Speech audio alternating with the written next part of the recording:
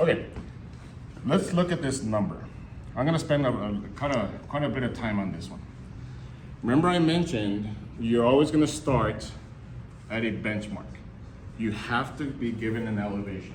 The video said, where does that elevation come from? It comes from the city. The city of El Paso will tell you at this monument, it's this elevation, or another surveyor or something. You have to get that information from somewhere. You can't just make up a number. Well, I take that back. You can in some cases, and we actually will during class. But for the most part, I have information on all these points on the parking lot. I will give you a starting number. That way I can reference so that whenever you go and calculate all these other points, I can look at my data sheet and say, oh yeah, you're right, or no, you're wrong. Let's fix it, okay?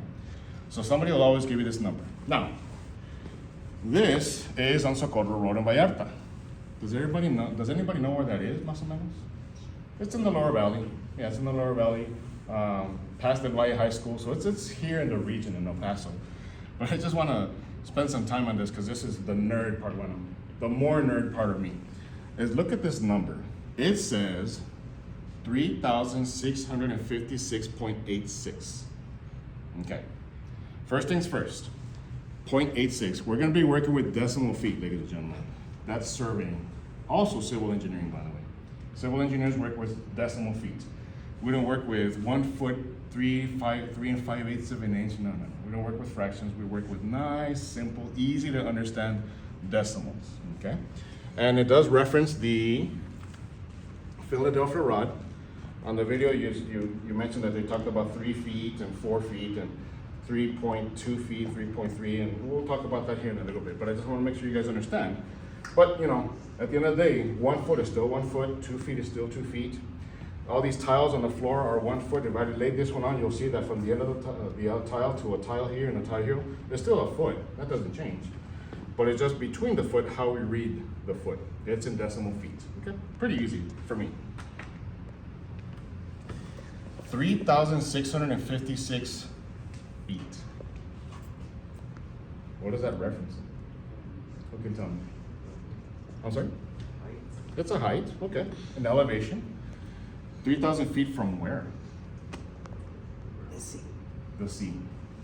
Everything is always referencing sea level, okay. The last time I checked, the sea is about 12 hours away.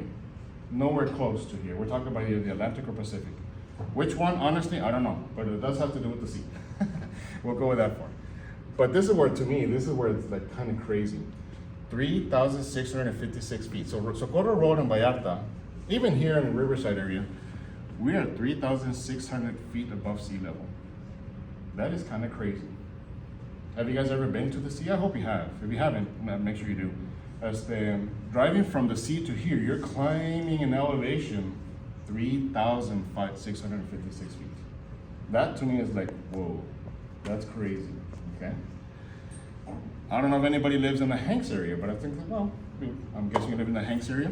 If you live in the Hanks area, what are the schools out there? El Dorado, Eastwood. They are not here. They're about 3,900 feet above sea level. So every time you go from Riverside High School to Hanks, you're climbing an elevation 300 feet.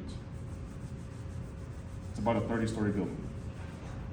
That is crazy to me. Anybody ever been to Franklin High School? Way up on the west side. Those guys are about 4,200 feet above sea level. So simply driving from Riverside High School to Franklin High School, 800 feet. Okay, that's crazy. To me, it's just like, wow, that's like, okay. Anybody ever been to Ruidoso, New Mexico? I love Ruidoso. Anybody happen to know the elevation there? It's higher, because you're in the mountains. Anybody? Roughly 6,500 feet. So driving from anywhere here, home to Ruidoso, you're climbing 2,000 feet in elevation, which is why it always snows. It snowed last week in Ruidoso because they're higher in elevation. They're closer to the clouds. It's colder. It's always colder in Ruidoso. Okay. Anybody ever been to Cloudcroft, New Mexico? Beautiful. I actually kind of like Cloudcroft better. It's higher in elevation. Cloudcroft, 9,000 feet above sea level. That is crazy. And it's also almost always colder than Ruidoso. So right now, you could probably check the weather. I'm not sure where my phone is.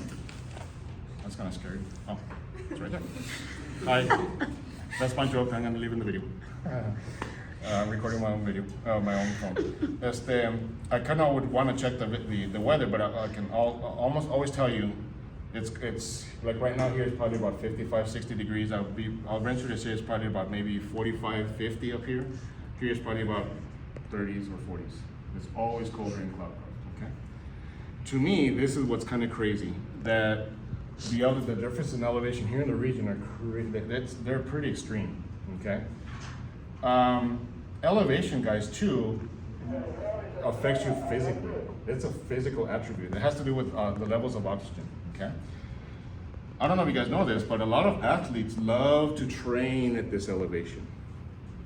They love it. Why? Because there's less oxygen.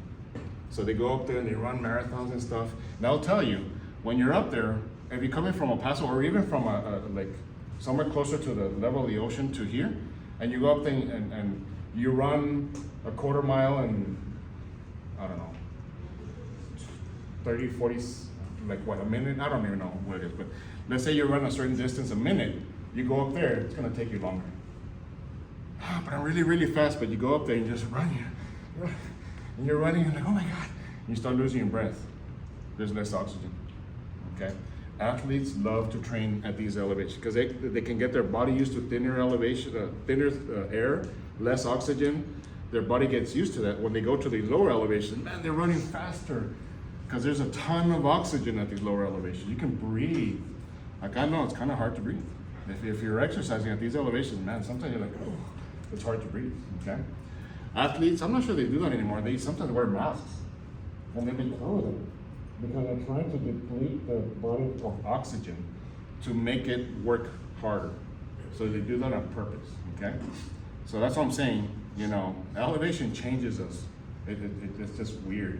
It affects us so much that even baking a freaking cake is different. If you ever bake a cake and if you haven't, it's just, I love cake. Then you can bring it. Read the box. It says, mix 2 cups of water and mix it where, and then bake for at 350 for 30 minutes. But look, next time read the label. At a higher elevation, you'll have to adjust the cook temperature. You actually have to cook it longer. Why? Because there's less oxygen. So it's weird, man. Just these elevation things are kind of crazy, okay? Kind of crazy. And I should have researched it before I made this video for you guys, but I think the highest elevation here in the U.S. is about 13,000 feet above sea level, I think. So, we're not that far from there. We're not that far from it, but it's just crazy what that is. Let me keep going on that because, again, this is kind of fascinating for me. Let's go the opposite way. Here again, we are at 3,600 feet above sea level, Lower Valley, here El Paso region, blah, blah, blah. And that's probably the first time I realized it, because I got used to this number. When I first started working in civil engineering, and like 3,600, 4,000, that's what I'm used to. It wasn't until I got a job, a survey from a project we were doing in San Antonio, Texas. So I got the project and I was looking at it and stuff, and I was like, huh, the elevations are kind of weird. All their elevations in San Antonio were about 500. I'm like, oh, okay. Well, I guess that makes sense because San Antonio, you're headed towards the ocean. You're going down in elevation. Okay, yeah, that makes sense. It's lower in elevation, okay? I got a friend of mine that lives in Katy, Texas, really, really close to Houston, okay? And it's really by the ocean. So it kind of makes sense that I was driving to his house one time, and I took my family, my wife and I, driving out there, and I had my phone with elevations on it and stuff, because I'm a big nerd with many things. So I was driving over there, and sure enough, I left El Paso, and we're driving to San Antonio, 500 feet. I'll look at the phone. Oh, that sounds about right. Getting closer to Houston and everything, we're at about 200 feet. That's cool. Then we got to closer, 100, so it kept dropping in elevation. It makes sense. We're getting closer to the ocean. That's where everything references from. But this is where they kind of just mess with my mind a little bit.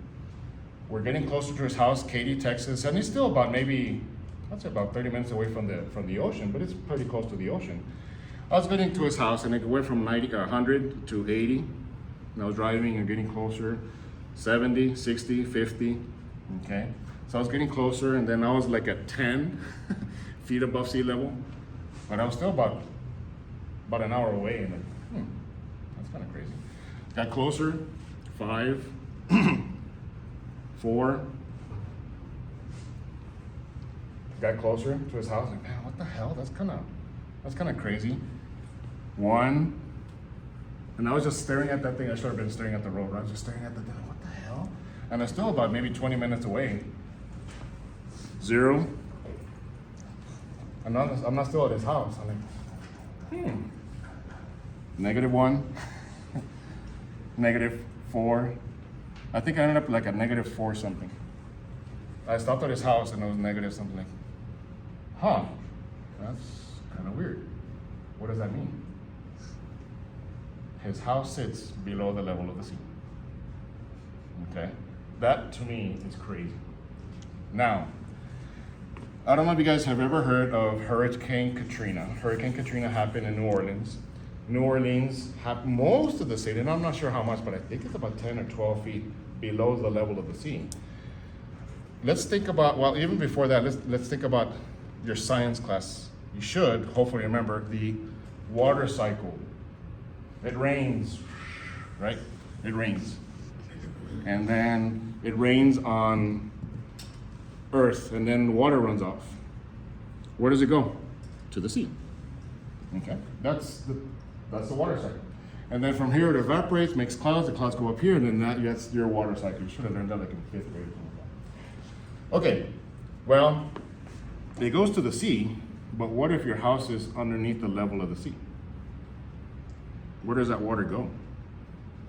Nowhere. It stays there. It can't go to the sea because the sea is higher in elevation. That's what happened in New Orleans. Those people were screwed because it rained, a hurricane, and they have like, you know, all their houses are down here. They have like these walls and stuff to keep the water from going over, but this thing became trash, so this ocean kind of whoop, right into their houses, and they stayed there for months because they had nowhere to go. The ocean is higher than New Orleans, okay? So that's why it makes sense. A lot of people, hey, well, this guy would go. Why don't they go and help him? Because there's not a whole lot you can do. You can try to pump this thing out, but it took them months, a long time to get water out of New Orleans because the whole thing happens to sit under the level of the sea, okay? Would I live there? No. But that's and a lot of people know that. They live there. I'm not sure how it would work, but I'm guessing whenever they get insurance, their insurance premiums are probably higher because it's more than likely your house is going to flood and the water's not going to go anywhere. And I don't mean to laugh, but it's just like, wow, it's crazy how that works, okay? So I went to my friend's house, and his house sits below the level of the sea. Scary, okay? And I should have gone one step and asked you, like, hey, how much are you paying the insurance? Like, more expensive? I'll ask him next time because he's a good friend. But anyways, so that's our elevations here, okay? So in the next video, I'm going to explain how to start working with these numbers.